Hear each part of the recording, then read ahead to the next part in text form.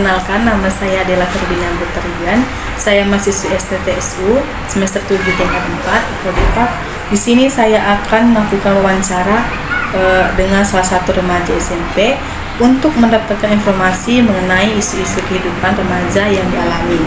Adapun tugas ini untuk memenuhi mata kuliah Pak SMP. Jadi sebelumnya kita mau perkenalkan dulu. Saya minta adik untuk memperkenalkan diri, memperkenalkan adik kelas berapa dan sekolahnya di mana. Perkenalkan, nama saya Jessica Cinta Lutubing. Saya kelas 2 SMP. Saya sekolah di Delita Sport. Sesuai dengan judul wawancara kita mengenai isu-isu kehidupan remaja, kakak ingin bertanya. Yang pertama itu, isu atau permasalahan apa sih yang terjadi pada remaja, pada kehidupan remaja kamu sekarang ini? Kayak penampilan sih, banyak sih kayak isu kayak gitu aku nih. Kayak aku kayak kurang percaya diri, kayak ada kawan kayak pintar gitu, kayak insecure gitu sama kepintaran dia, baru dia ada juga yang penting kayak hal yang membuat insecure gitu. Selain tentang masalah penampilan, kalau kenakalannya lainnya ada yang kamu tahu? Ada contohnya kayak merokok gitu, baru balap-balapan, pergaulan bebas, cabut, bolos namanya. Kalau misalnya kamu sendiri itu terpengaruh nggak akan hal-hal itu, akan semua kenakalan remaja itu? Enggak sih kak, kayak gak berguna gitu, ngikut-ngikut gitu. Berarti sadar ya kalau itu nggak berguna. Kalau misalnya kenakalan-kenakalan itu menurut kamu lebih banyak dialami atau lebih banyak anak-anak yang terpengaruh itu perempuan atau laki-laki? Kebanyakan laki-laki sih kak. Yang laki-laki. Biasanya kalau laki-laki itu contohnya kayak balap ya, balap, merokok, bolos. Apa sih? Tadi kamu ada bahas tentang pergaulan bebas, ya kan? Jadi kalau misalnya pergaulan bebas itu akibatnya pasti yang negatif, ya kan? Contohnya jual ikan, narkoba, pencurian atau kriminalitas. Jadi menurut kamu kalau misalnya dalam pergaulan bebas itu cara untuk mengatasinya itu gimana? Kayak jangan mudah dibodoh-bodohi gitu, kayak jangan terlalu percaya sama teman-teman yang kayak mau menjebak gitu, kayak jangan mudah terpengaruh gitu sama orang. Pandai kita menjaga diri ya, pandai-pandai bergaul. Karena yang kita ketahui pun kalau misalnya anak remaja itu adalah anak-anak yang mudah terpengaruh. Imannya pun belum masih lemah, masih mudah untuk goyah gitu ya kan. Terus itu kebiasaan buruk apa sih yang pernah kamu lakukan di dalam kehidupan dulu yang menurut kamu itu bisa untuk diubah dan harus? Kayak contohnya kayak marah-marah gak jelas gitu ya, baru kayak main HP terlalu lama kayak gitu, melawan orang tua gitu. Menurut kamu itu adalah salah satu kebiasaan yang harus diubah. Kalau sifat-sifat sahabat-sahabat kamu di sekolah itu gimana sih? Apakah mereka mendorong kamu untuk ke hal-hal yang negatif atau mereka termasuk anak-anak yang positif? Termasuk anak-anak yang positif sih, kayak mereka lebih ke arah kayak mau diajak gereja bareng gitu, PPA bareng, lebih ke positifan gitu sih mereka semua. Itu di lingkungan sahabat. Tapi kalau misalnya secara keseluruhan di luar sekolah kamu lihat banyak anak remaja itu lebih terpengaruh ke hal-hal yang negatif atau maksudnya nongkrong bersama atau malah ikut dalam persekutuan atau hal-hal positif yang kamu lihat? Kayak lebih banyak ketongkrongan sih, kayak lebih banyak balap-balapan, tawuran-tawuran nggak jelas daripada mengikuti hal positif gitu. Oh, berarti Di samping itu, meskipun kalau dilihat secara keseluruhan teman-teman itu banyak yang ke arah negatif, tapi sahabat-sahabat kami yang terdekat itu malah mengarahkan kami ke arah positif, ya, mengajak kami untuk ibadah ya. Kalau misalnya mengenai emosi remaja, kalau emosi kamu sendiri itu kayak mana? Apakah sering tidak stabil atau suka marah-marah atau tidak terkendali kalau di rumah? Kalau di rumah sering nggak stabil sih, kadang kayak marah kayak gitu, kayak sama adik, kayak nakal gitu, baru kayak barang-barang dirusak gitu sama adik gitu. Jadi kalau di rumah itu termasuk anak remaja yang nggak stabil juga emosinya ya. Oke, jadi menurut kami itu kapan sih saat yang tepat dikatakan bahwa seorang remaja itu dapat disebut sudah dewasa? Bisa memilih apa teman yang baik gitu, jangan terpengaruh, baru mudah mengontrol emosi, bisa mengontrol emosi, bisa jaga diri gitu Ya, dan bisa mengatur waktu ya kan, bisa mengatur waktu supaya waktunya nggak terbuang sia-sia kayak gitu ya kan. Jadi dapat dibilang kalau misalnya dewasa itu bukan dilihat dari umur, tetapi dari sikap dan perilaku seseorang dapat dikatakan dewasa. Menurut kami itu saat yang tepat dikatakan remaja dewasa itu ketika dia bisa memilih pergaulan, ya kan, menguasai diri, emosi, bisa menghargai diri, itu yang dibilang dewasa. Terus benar-benar mengarahkan dirinya ke arah yang baik gitu, positif gitu ya, positif. Tahu dia nggak baik tetapi dia tidak melakukan, dia menjauhi gitu ya kan. Lalu menurut kamu kalau merokok itu termasuk kategori narkoba nggak?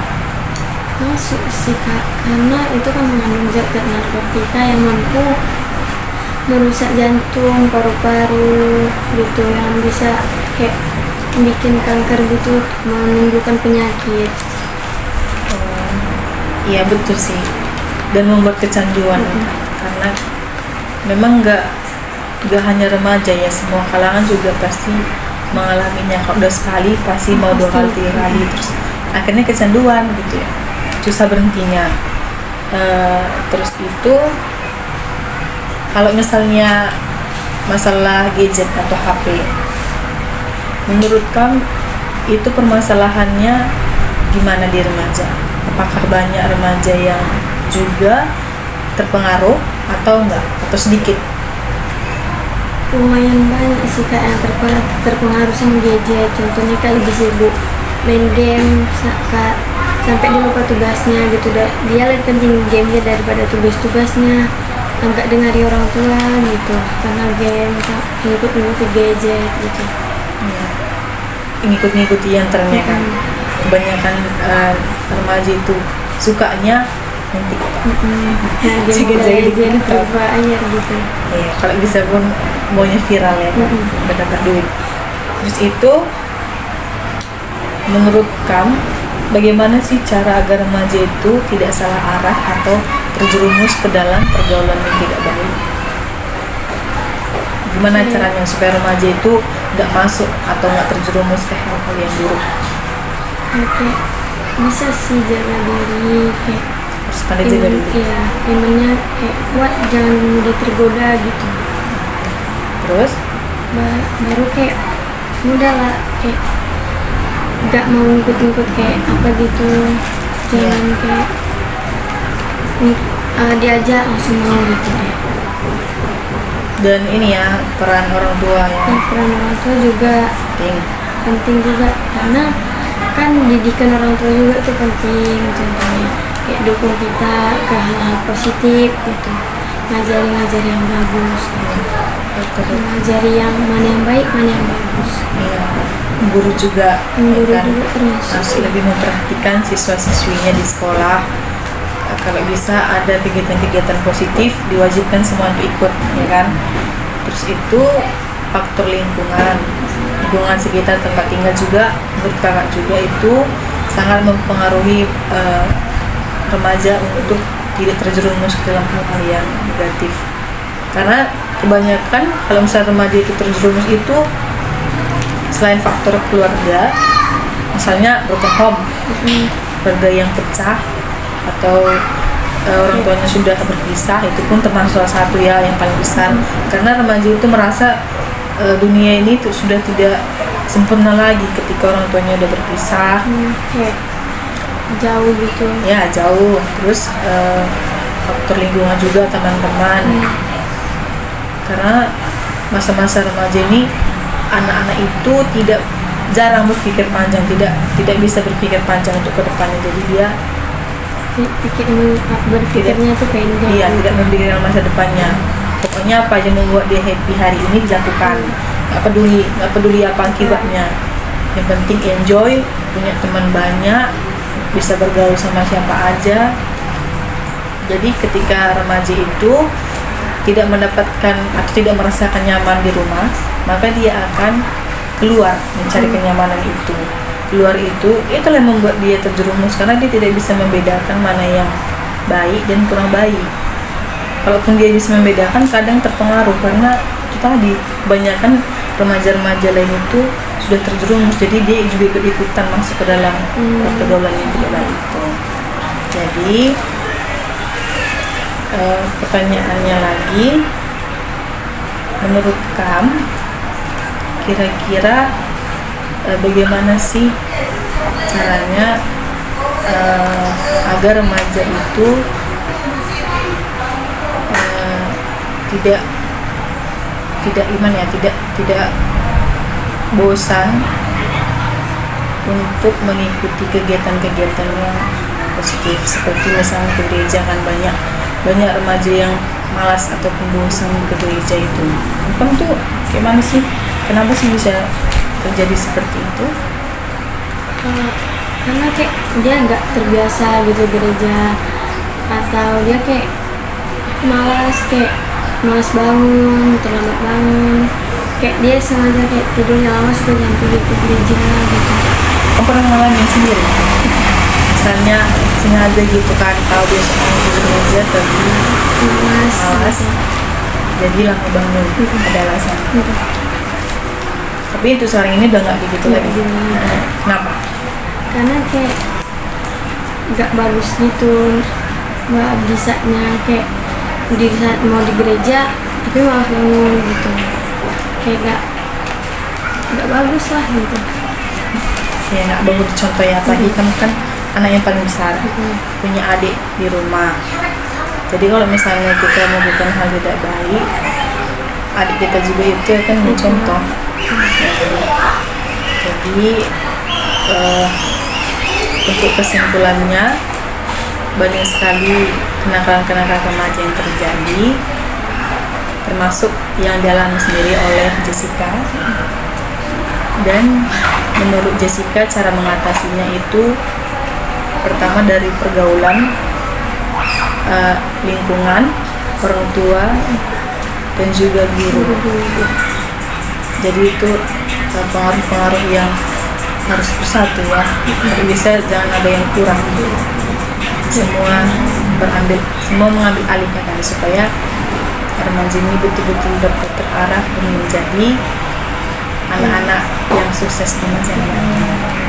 Oke, demikianlah wawancara yang dapat saya sampaikan mengenai isu remaja atau anak SMP.